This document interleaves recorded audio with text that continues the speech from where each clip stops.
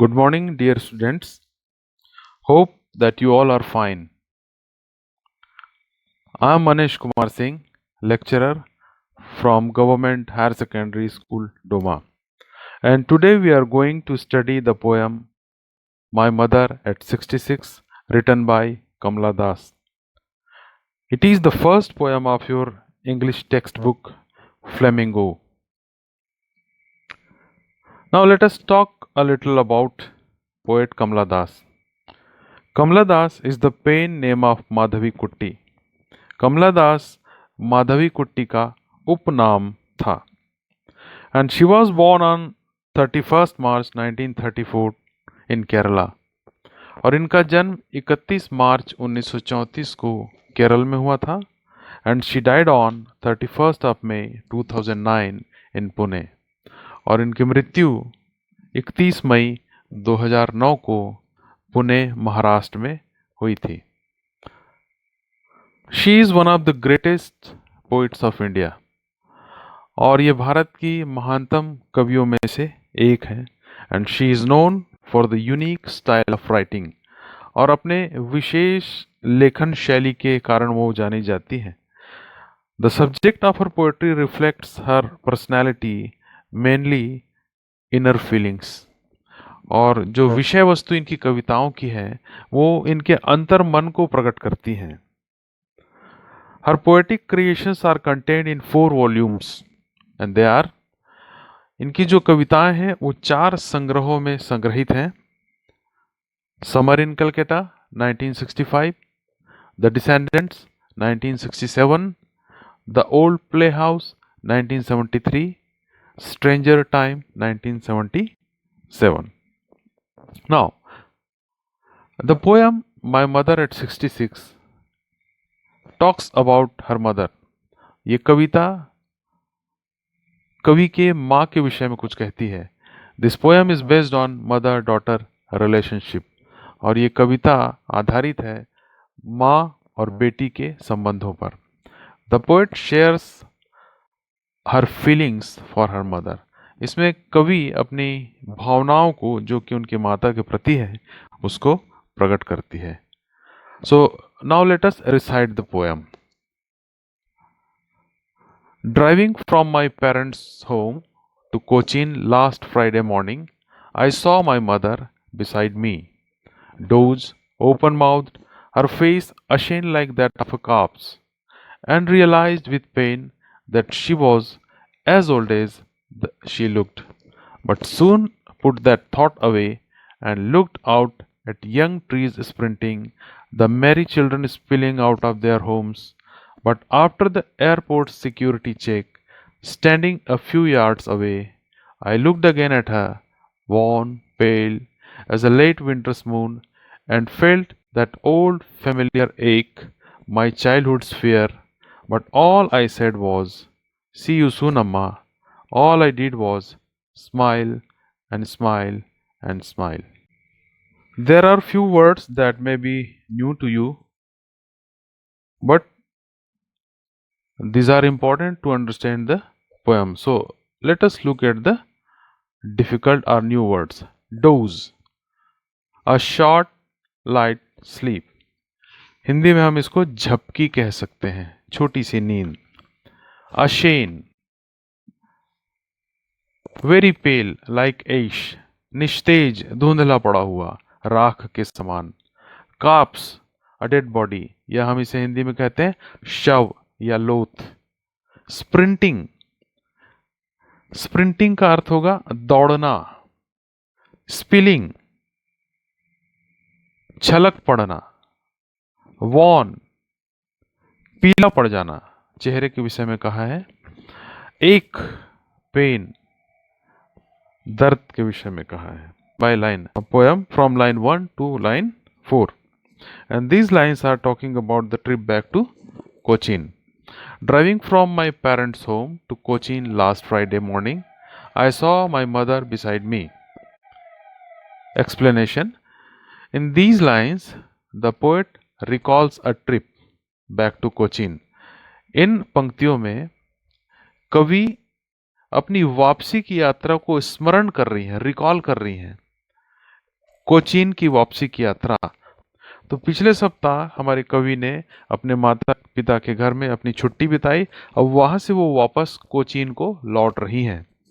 It was a Friday and that morning she was driving with her mother next to her on the front seat. और उस सुबह हमारी कवि अपनी car चला रही हैं और उनकी माता उनकी बाजू वाली सीट पे बैठी हुई हैं। Now let us look at the lines 5 to 10। In these lines the poet says, इन पंक्तियों में कवि कहती हैं that she was observing her mother, कि वो अपनी माता को ध्यान से देख रही थी, हु हैड फेलन asleep, जो कि सो चुकी थी, on the front seat with her mouth slightly open, बाजू की सामने वाली सीट पे, और जबकि उनका मुंह थोड़ा सा खुला हुआ था। Her mother's face was pale and it reminded her of the nearly white faces of dead bodies. और उनकी माता का चेहरा निस्तेज पड़ा हुआ था, उसमें कोई तेज नहीं था। तो हमारी कवि को स्मरण आ गया उन शवों का। जैसा कि आपको मालूम है कि शवों के चेहरों पे कोई तेज नहीं होता, कोई चमक नहीं होती, निस्तेज होता है। तो उस बात को वो स्मरण करती हैं। हम लाइंस 5 to 10 को देख रहे हैं। It is then that she comes to realise that her mother was not young any longer. और तब उनको इस बात का एहसास हुआ कि उनकी माता अब युवा नहीं रही, and that her appearance had caught up with her age. और जिस प्रकार वो उनकी माता दिख रही हैं, वो बिल्कुल उनकी उम्र के अनुपात में ही दिख रही हैं। उनके चेहरे से ही उनके से पता चलता है कि उनकी आयु बढ़ चुकी है। This was very hard for the poet to accept. और ये बड़ा कठिन था कवि के लिए स्वीकार करना। And so she was determined to focus her attention on something else. और ये बड़ा कठिन था हमारी कवि के लिए स्वीकार करना कि उनकी माता अब बुजुर्ग हो चुकी हैं। तो वो निश्चय करती हैं कि वो अपना ध्यान अपनी माता के चेहरे से हटाकर बाहर की ओर देखेंगी। So let us look eight lines 11 to 15। In these lines, the poet wants to divert her mind from her mother's face, so she looks outside the window of the car. अब कवि अपना ध्यान अपनी माँ के चेहरे से हटाकर किसी और बात पे लगाना चाहती हैं, तो वो कार की खिड़की से बाहर देखने लगती हैं। Outside her eyes fail on the trees. जब वो कार की खिड़की से बाहर देखती हैं तो उनकी आंखें, उनकी दृष्टि पेड़ों पे पड़ती हैं। The vehicle was passing by. जिन पेड़ों को पार करके वो कार चल रही थी। The car was moving so fast. और वो कार इतनी तेजी से चल रही थी दैट कि by way of relative motion it seemed to the poet that all the trees she could see were also running at full speed past her. तो उनको बाहर देखने से ऐसा लगा कार की गति के कारण कि जिस गति से कार दौड़ रही है उसी गति से पेड़ भी दौड़ रहे हैं। जैसा कि कई बार हम यात्रा करते हैं और खिड़की से बाहर देखते हैं तो हमको ऐसा लगता है कि पेड़ और पहाड़ भी हमारे साथ दौड़ रहे हैं। यदि हम इस पिक्चर को देखें तो आपको एहसास होगा कि जब कार तेजी से चलती है या बस तेजी से चलती है तो ऐसा लगता है कि पेड़ भी हमारे साथ दौड़ रहे हैं। हम कंटिन्यू करते हैं लाइन 11 to 15 को। The poet's eyes also fell on the children who are coming out of their houses brimming over with their excitement to get outside.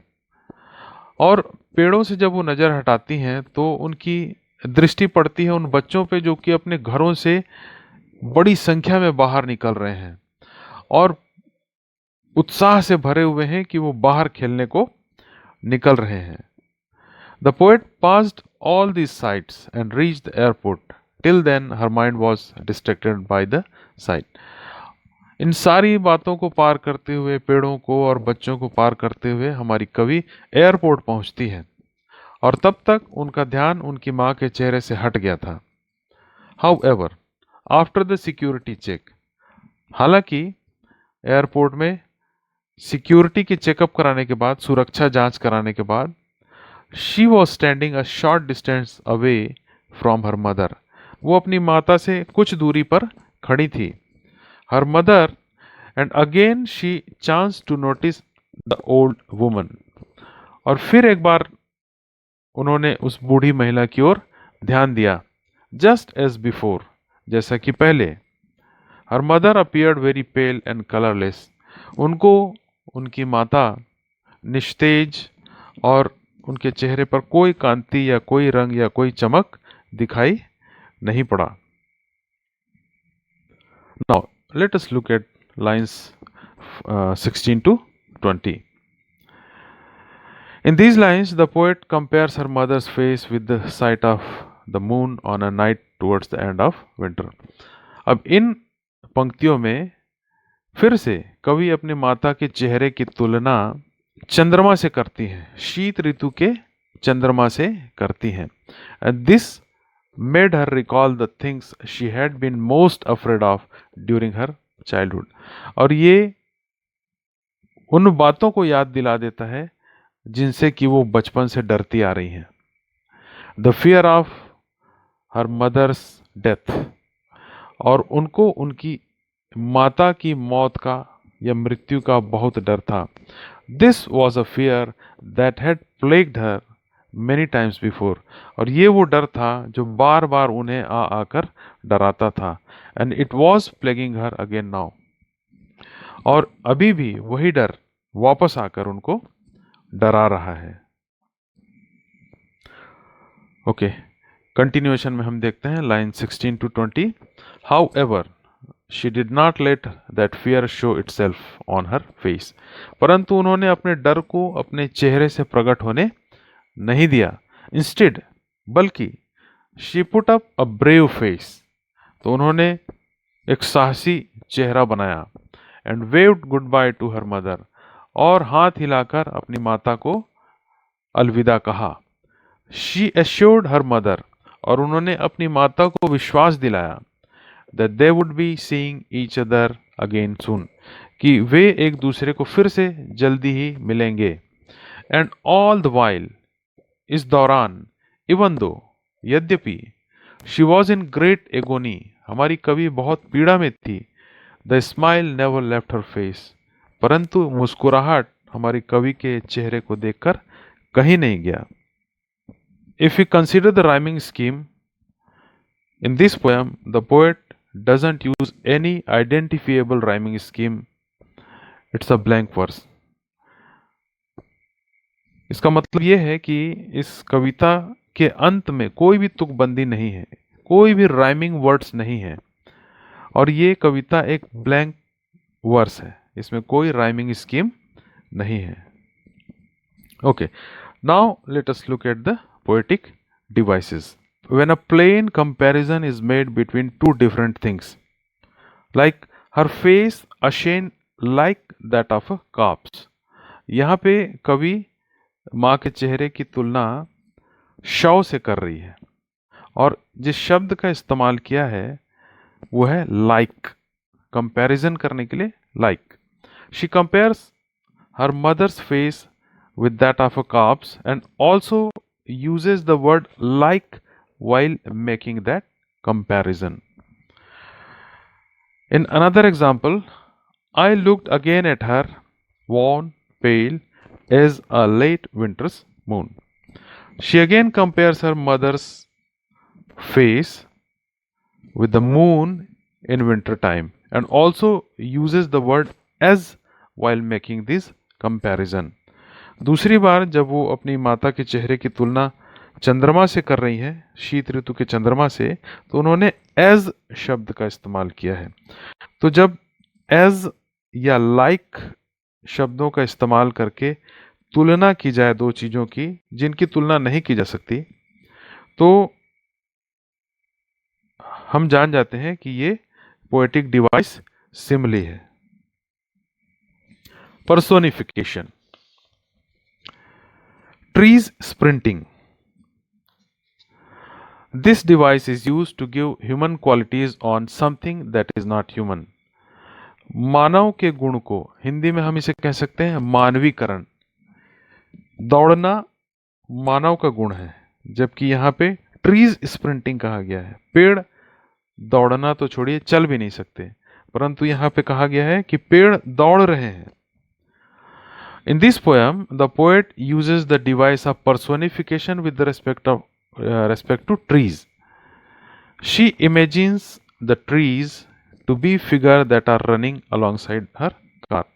और यहाँ पर कवि ने इस्तेमाल किया है पर्सोनिफिकेशन का पेड़ों के लिए, जबकि वो कहती हैं कि कार के साथ साथ पेड़ भी दौड़ रहे हैं।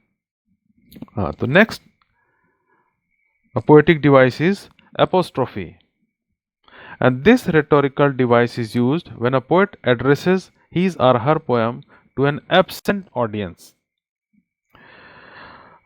यहाँ पे देखेंगे इस लाइन में सी यू सून अम्मा, यहाँ पे कवि डायरेक्ट कह रही हैं अपनी अम्मा को सी यू सून, फिर मिलेंगे, अलविदा, जबकि उनकी माता उनको कभी जवाब नहीं दे रही हैं। तो जब कोई व्यक्ति उपस्थित ना हो और उनसे ऐसी बात की जाए जैसे कि वो सामने उपस्थित हो, तो इस प्रकार जब हम एड्रेस करते हैं या किसी को पुकारते हैं तो हम इसे एपोस्ट्रोफी के रूप में समझ सकते हैं। Metaphor, the next poetic device is metaphor. This rhetorical device is used when a word or phrase is applied to an object or action to which it is not literally applicable.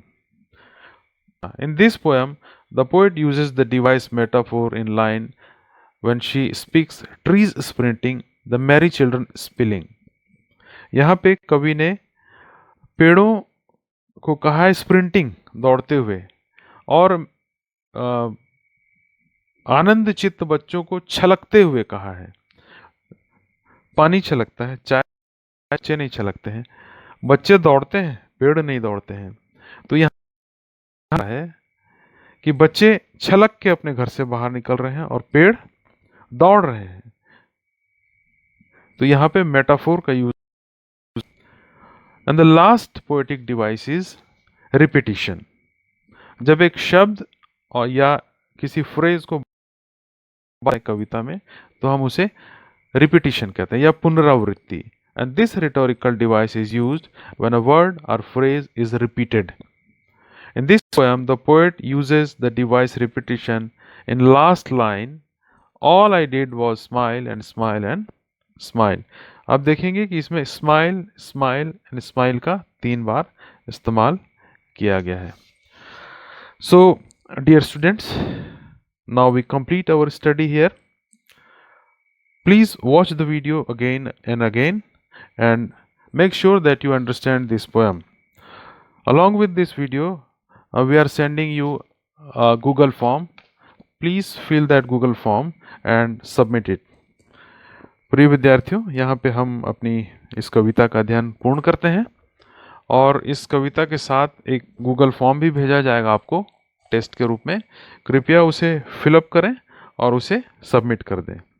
And thank you very much for listening to me carefully.